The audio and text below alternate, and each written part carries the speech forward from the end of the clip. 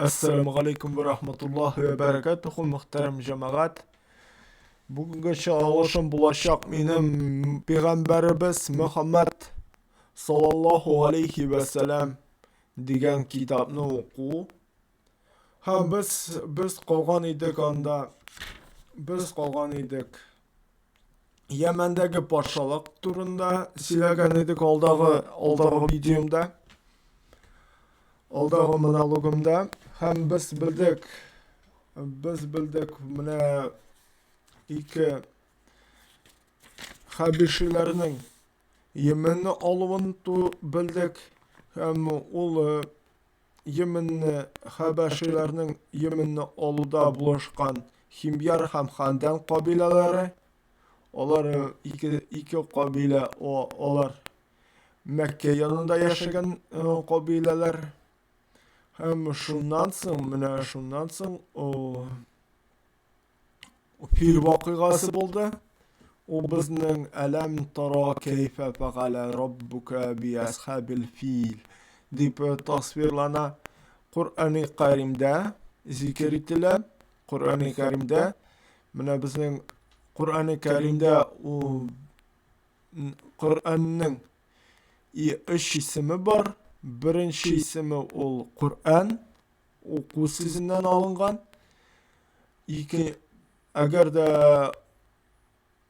Agarda men toy bo'lsam, agarda men dars aytmasam, siz sharhlarda onu meni darslagiz. Ikkinchi ismi Qur'onning u Furqon. Ham uchinchi ismi ol zikr. Mana agarda siz bilsangiz narsa mana bu so'zlar narsani anglatar ekanini o'zingizning sharhlarda qoldirg'iz. Menga da qiziq bo'lur uni o'qirga. Ham biz Yamandagi hokimiyat turida silahni davom etamiz.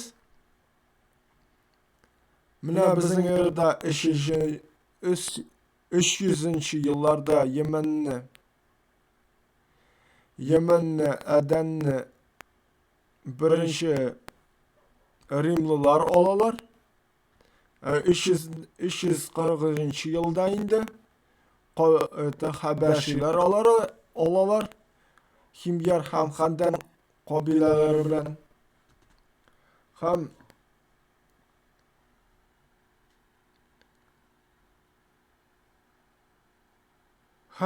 523-yilda Zinavas ismli Yahud Najron nasoralarni azirlikli boshli. Ham dinlaridan bosh tortuvni majbur etirga tirisha. Ham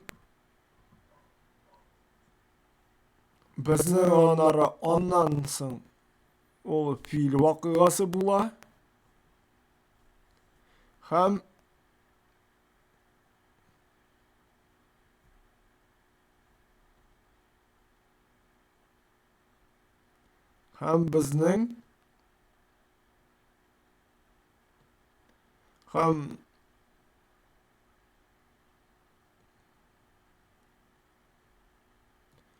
bizning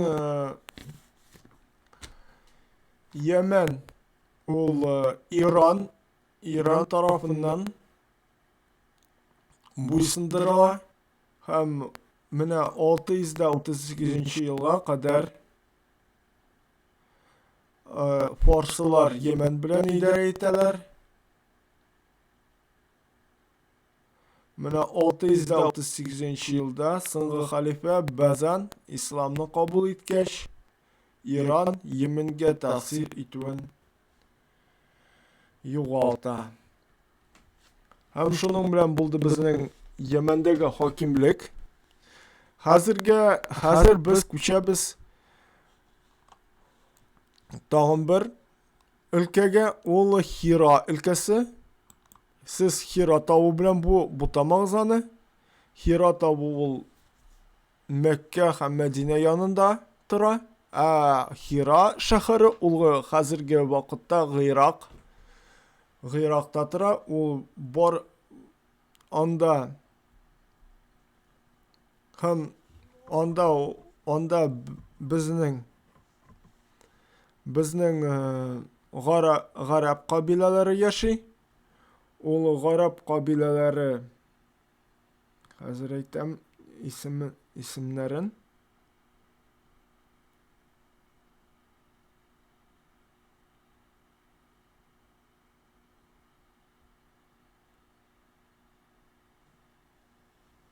Анда берничә гарәп кабиләләре тора. Менә Кахтанилар торалар. Әднән, кайбер әднәнлеләр күченделәр. Һәм Кудага кабиләсе. Һәм әдәгез башлап җибәрәбез. Бөек Кир безнең эрага кадәр 527-29 елларда Иранны берләштергәч, Гыйрак һәм аның янәшәсендәге җирлекләр фарсыларның кул астында иделәр. Һәм беркем дә аларга каршы бара алмады. Бу хәл безнең эрага кадәр 326 елга кадәр барды. Александр Искәндәр Македонскийның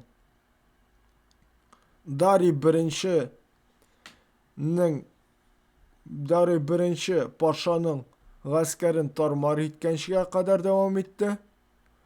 Фарсыларның куәте алынды, җирләре бүленде һәм безнең эрага кадәр 230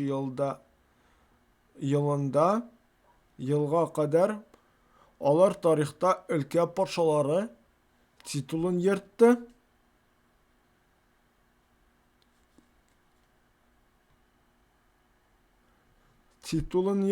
Һәм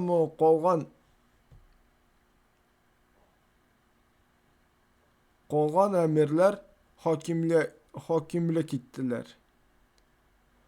Бу вакытта Гыйракның бер өлешен биләп алган гарәплеләр Кахтанилар күченделәр. Шуннан соң аларны кысрыклап чыгаручы һәм алар белән бергә Месопотамиянең бер өлешендә урнашкан әднәнлеләр дә аларның артыннан иярделәр.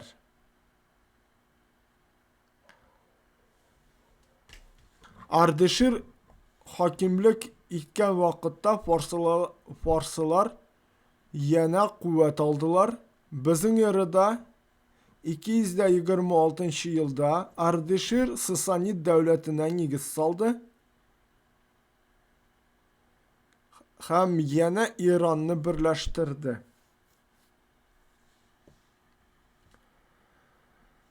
Әдәгез әйтеп үтик, Хисрәү ул фарсыларның идарә иткән титулы. Бездә татарларда әгәр дә хан булса ул, менә фарсыларда ул Хисрәү. Патшалыгының шикләрендә яшәүче гарәпләрне үзенә буйсындырды. Бу Кудага кабиләсенең Шамга күчеп китүенә сәбәп булды. Ардашир патша булганда Хира һәм Гыйракның ярым сахраларында яшәүче Рабига Мөдәр кабиләләре белән Җизәймә әл-Вадах идарә итте. Ардашир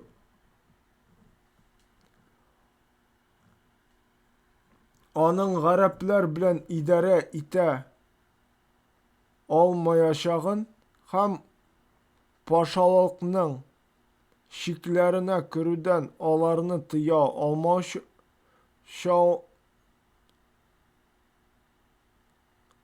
алмаячагын bildi. Шуңа күрә кабиләләрнең ярдәм итүләренә һәм аны саклауларына өметләнеп, башлыкларын үз арасыннан сайлап куярга булды. Икенче яктан, бу аңа һәрвакыт куркыныч янап торучы Рум халифләренә каршы сугышуда файдаланырга мөмкинчелек бирер иде. Бу җирлекләр өстеннән хакимлек итүне римлылардан алган гыйрак гарәпләре Шам гарәпләренә каршы торырлар дип уйлады.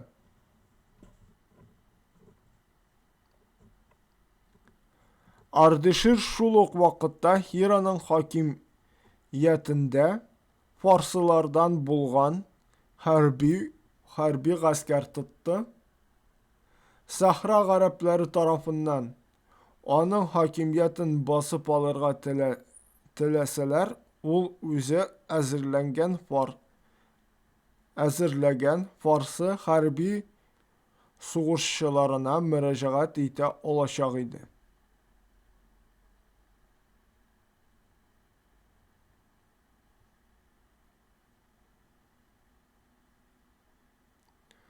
Җөзәйме ул якынча безнең эрада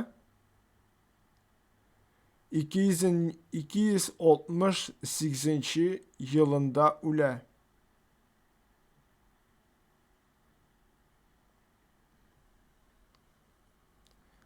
Ул Җөзәйме алдан ничек әйтеп үттек без, Рабига һәм Мөдәр кабиләләренең башлыгы ул.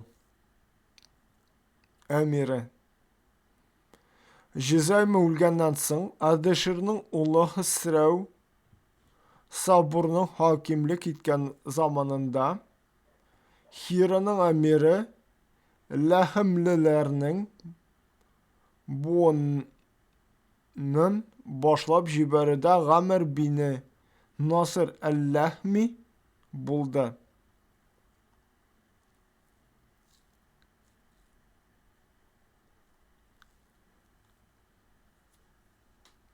Димәк, безнең язып куйык.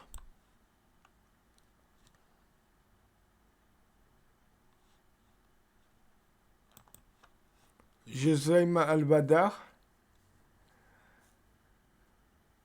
хакимият итте. Ул 268 елга кадәр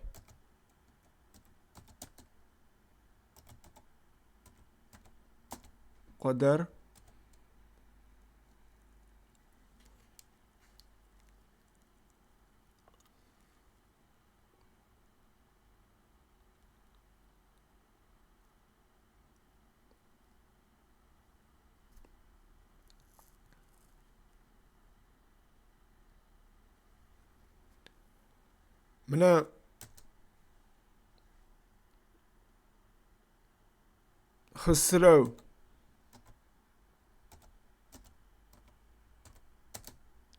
Хисрау Сабур. Хисрау ул титул, патша титулы.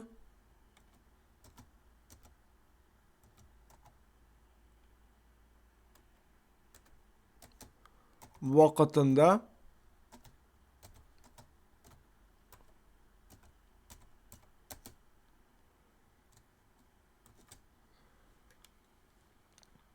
Хираның әмире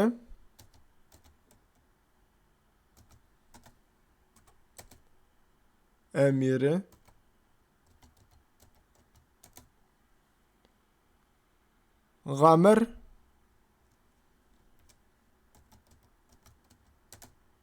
бине Насыр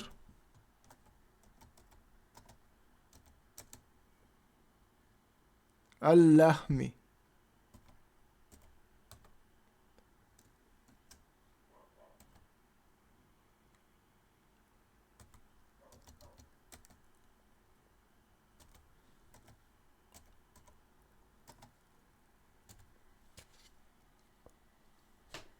әл-Ләхми булды. Моннан соң Ләхемлеләрнең Хира белән хакимлек итүләре Иран тахтына Фәйрүзнең улы Кубада килгәнчегә дәвам итте.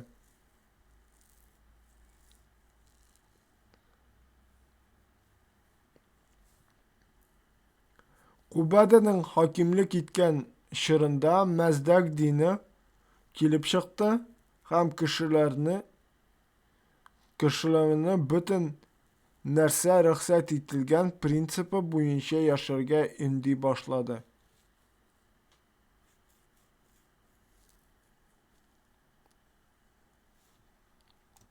Хосрау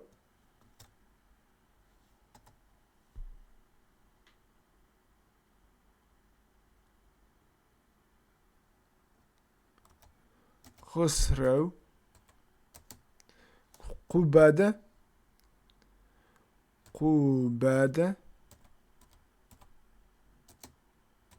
бине Фәйрүзнең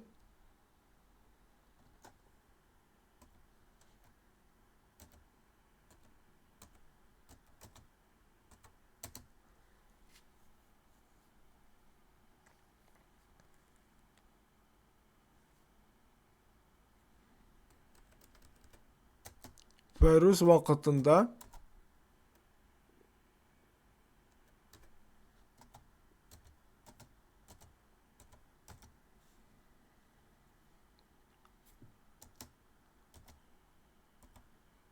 Мәздәк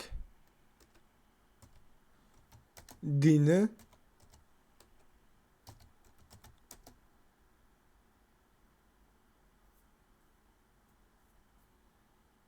тарала башлады.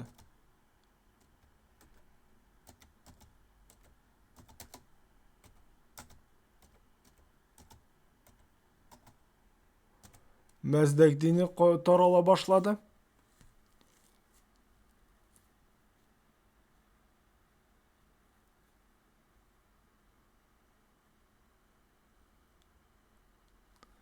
Кубада Хаманың күп кенә иярченнәре Мәздәккә иярделәр. Хәтта Хираның әмире булган Мөнзир бине Әс-Сәмәнене бу динне кабул итәргә чакырды. Әл-Мөнзир тәкәбберлек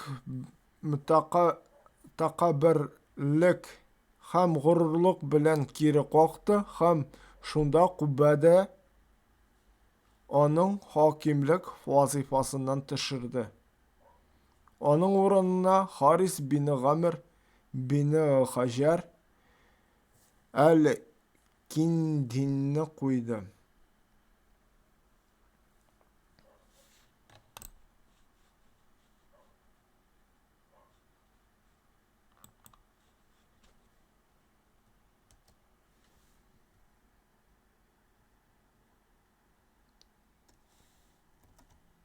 Мөнзир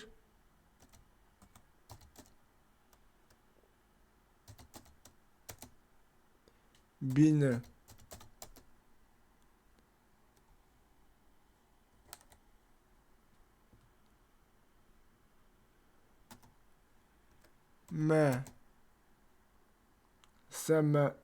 Сәмәнене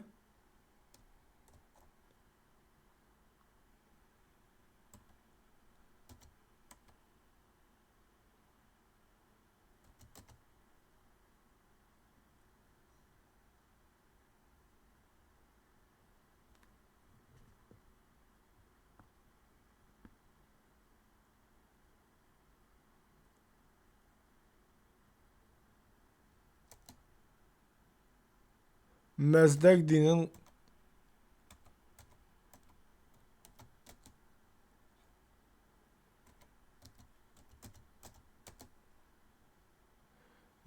кире какты.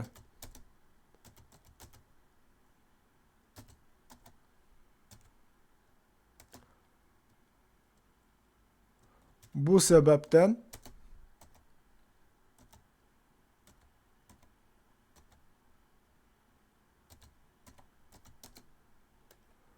Bu sebepten vazifasından düşürüldü.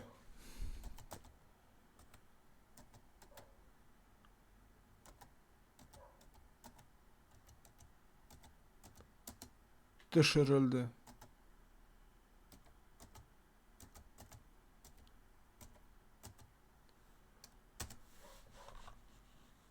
Bu sebepten vazifasından düşürüldü.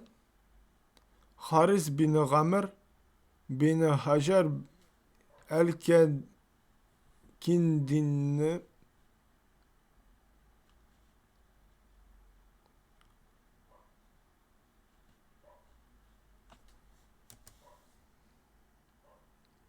onun orununa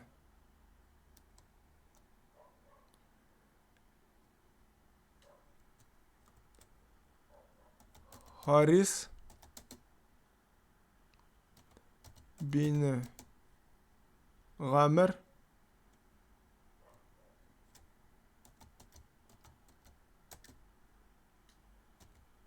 bin Hacer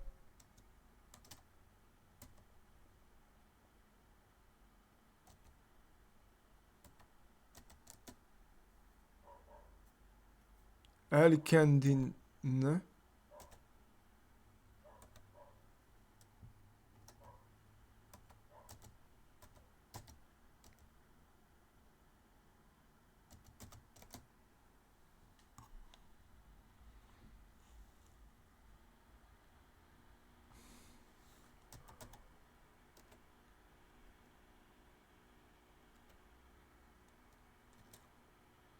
Hira emiri buldu.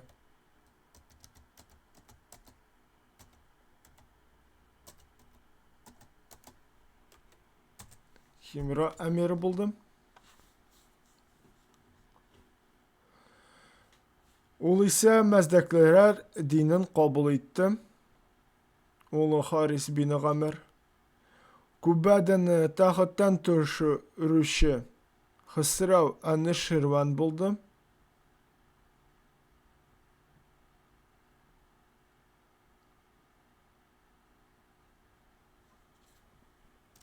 Anuşirvan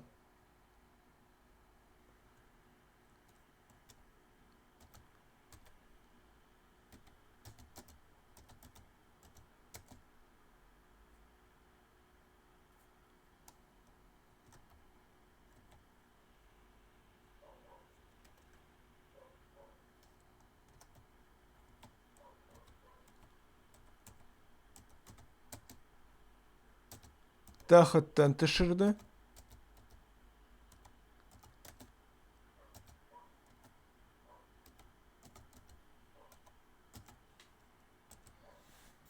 Anuşirvan Kubbadını taxtdan düşürdü. Ул Məzdəknin təqlimatını xupladı. Məzdəknin özün ham onun küpkine yer şimlərin astırdı.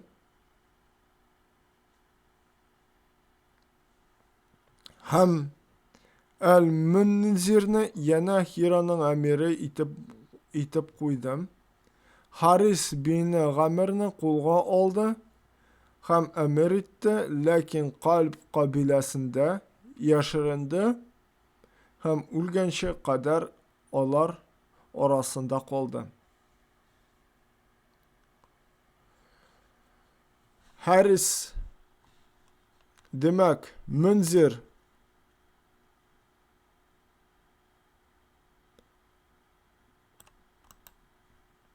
Anuşirvan ул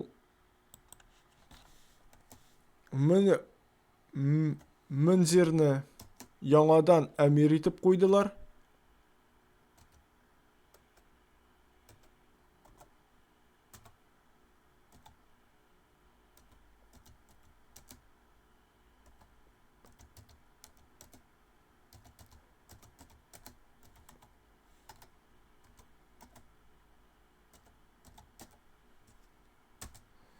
Demek яңадан emir etip koydular. Ham Anuşirvan vakitinde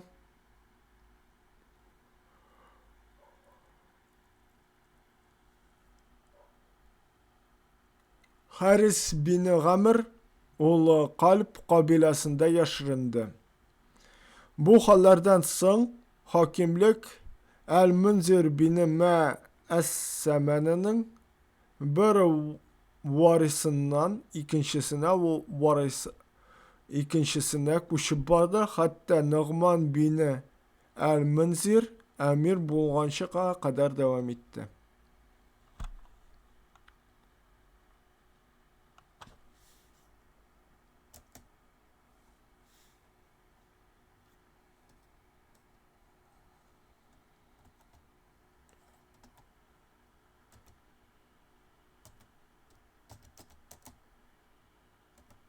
Emirleri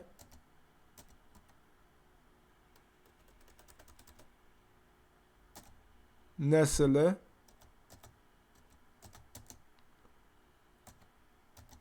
emirleri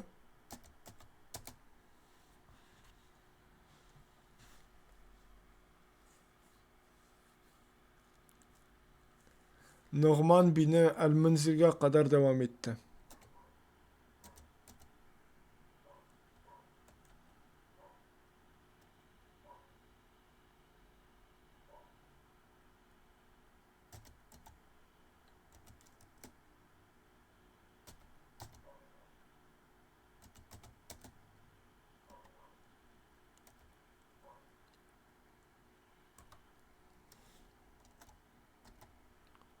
Münzir'e kadar devam etti.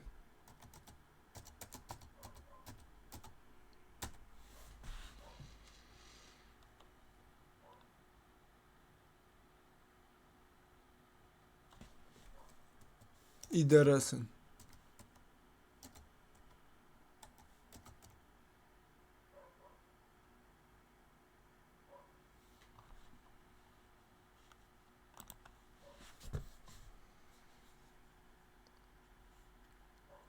Zeyd bin Gadi el-Abbadi Nu'man üstüne yala yakkandan soň Hısrev Nu'man'a nıgaşılandı. Nu'man'ı öz yanına kitirүүnü talep etdi. Nu'man bu hakda bilgeç, yaşırın rəvişdə Şeyban kabilesinin başlığı Hani bin Mezgud yanına kildi. Munda gailesinin hem baylığın kaldırıp özü Hısrev karşısına bardı. Hısrev onu zindanga yaptıra hem şunda öle. Demek bizning mına bu Nu'man bin El-Münzir ol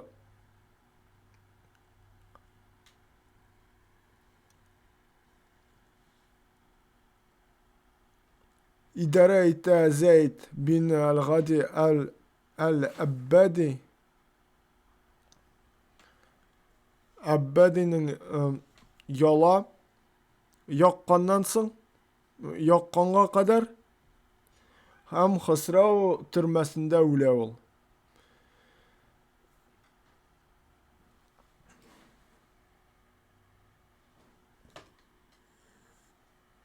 Hısrev türmesinde öle.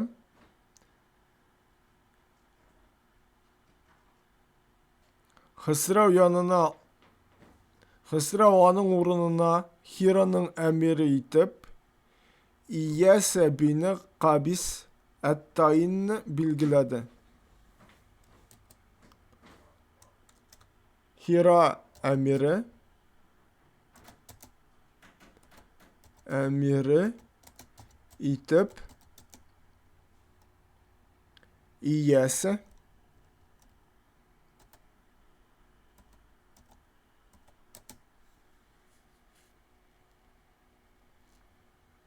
bin Qabis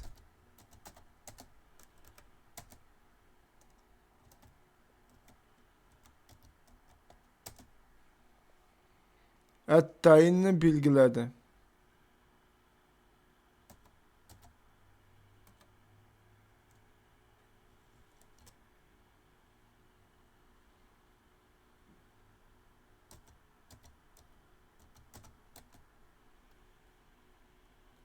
tadrıs yazımı yok mu?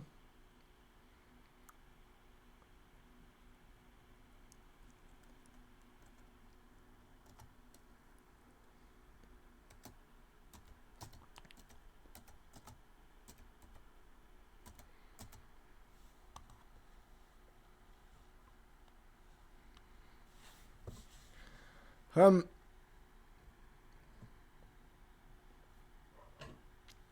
ona hani bine Мәзғутқа кішілер жибәріп, Нұғман қолдырған нәрселерні қайтаруны талап етірге де әмір етті. Хәни bu әмірге буйсынудан баш тартты.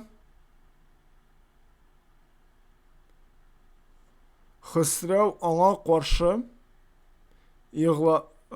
сугыш игълан етті. Шунда ук иясіне һәм үзенең сугышчыларын җибәрде. Бер күпме вакыттан соң Зөл-Кара дигән урында бик зур сугыш булды. Һәм монда Шәйбәни кабиләсе яу җиңде. Ул вакытта Шәйбәни кабиләсе белән İdare etti. Şeybani kabilesi bilen idare etti ul.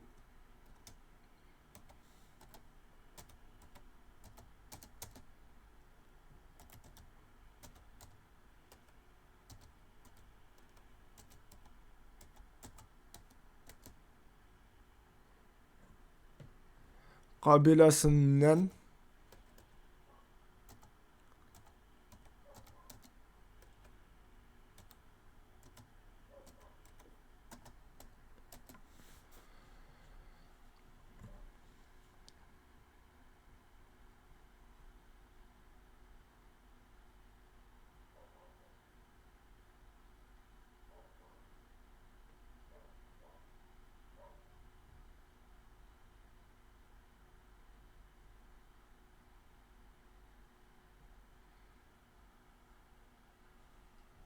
kabilesi başlığı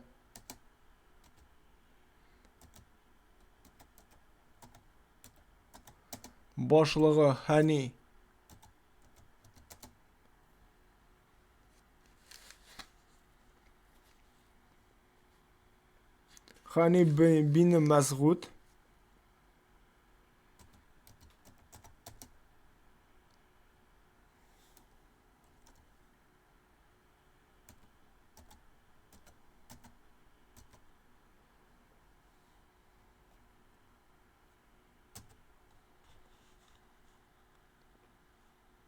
Çünkü Münzir özüne mına Hani bin Məzğudqa özünün байлығын қалдырған.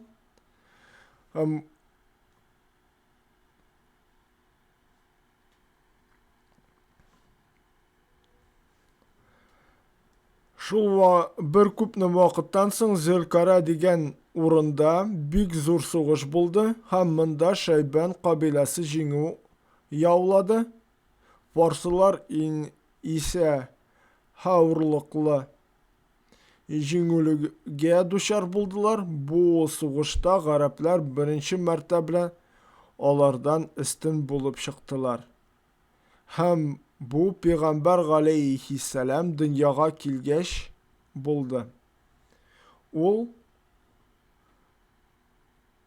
галәйһиссәлам Ияс бин Кабис Хираның әмире булганчы 8 ай алдан туды.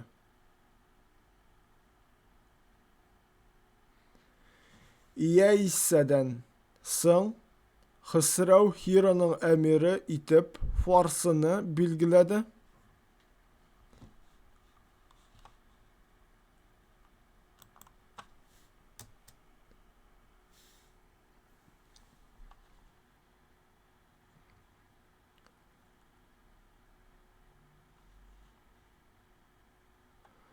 Ул 632 елда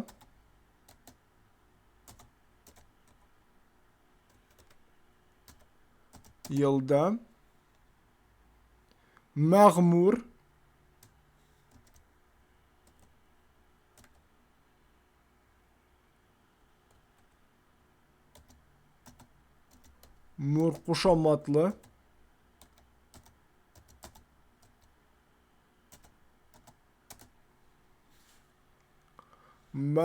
кушаматлы ән-Мөнзир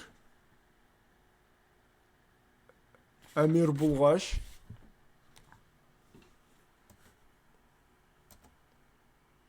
Мөнзир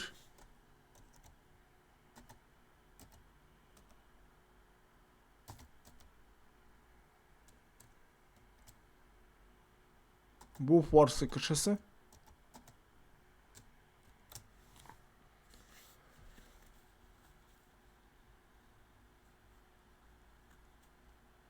Хираның хакимияте яна ләһмлеләр кулына күчте.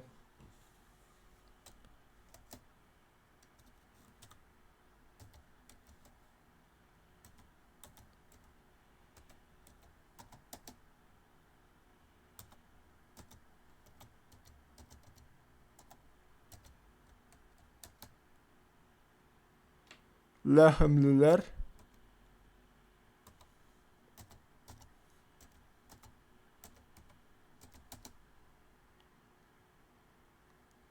кулына күчте.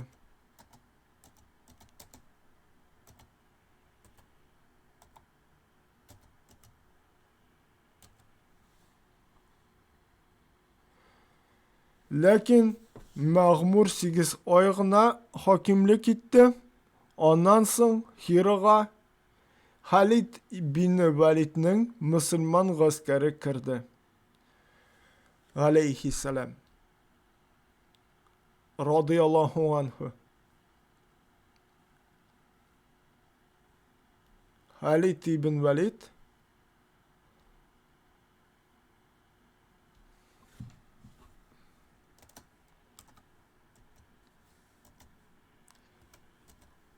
Халид ибн Валид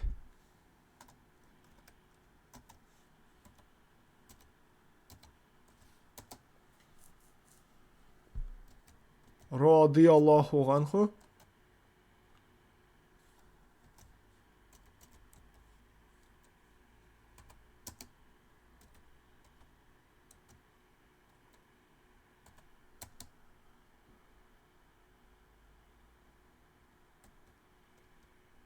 Müslüman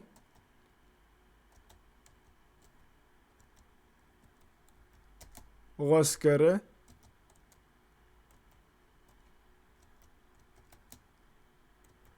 кергәнчегә кадәр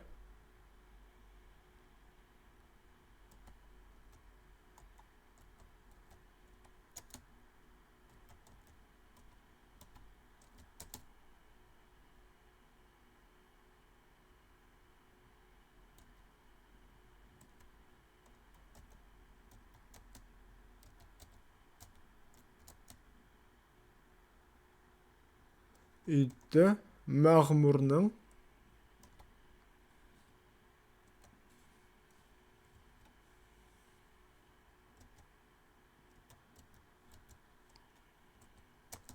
идарәсе.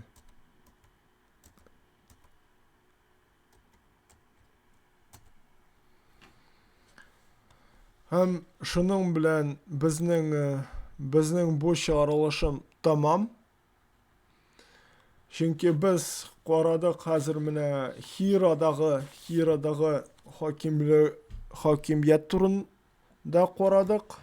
Аның тарихын өйрәндек. Һәм без алда киләсе очрашуда Шамдагы хакимият турында, кем анда Шамда кем идарә иткән һәм Хиҗаздагы хакимият турында белербез. Хиҗаздагы хакимият анда инде безнең материалыбыз безнең зур булачак. Берничә өлештән торачактыр. Шуңа күрә әзерләнегез.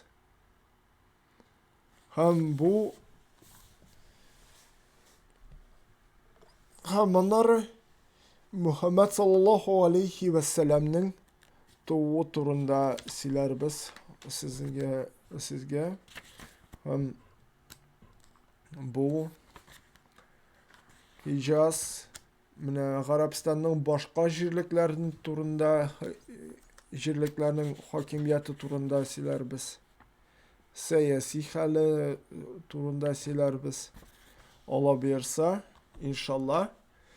Һәм шулай ук минем сәхи җәридәмә язылырга онытмагыз. Аңар Бустида язылырга була. Анда шул Бустида язылу кыйбат тормый, 4 сум гына. Һәм шулай ук бушлай да языла аласыз. Анда бушлай бар күп кенә материалларым була. Һәм шулай ук минем Telegram каналыма, Сәхи җәридәнең YouTube каналына, Мәсир Шимал каналыма һәм берничә көн элек әле минем Улуг Мөхәммәд турында язуым шулай ук видеом чыкты. Ул безнең Алтын Урда ханнардан.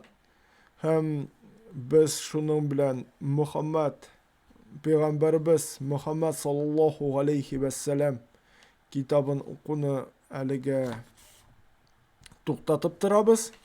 Аннары Шамдагы хакимият турында сөйләрмен. Иншалла. Ассаламу алейкум ва рахматуллаһи ва баракатуху. Барчагызга да рәхмәт. Хәрефләрне, шәрехләрне һәм ышый билгеләрен онытмагыз, зинһар өчен.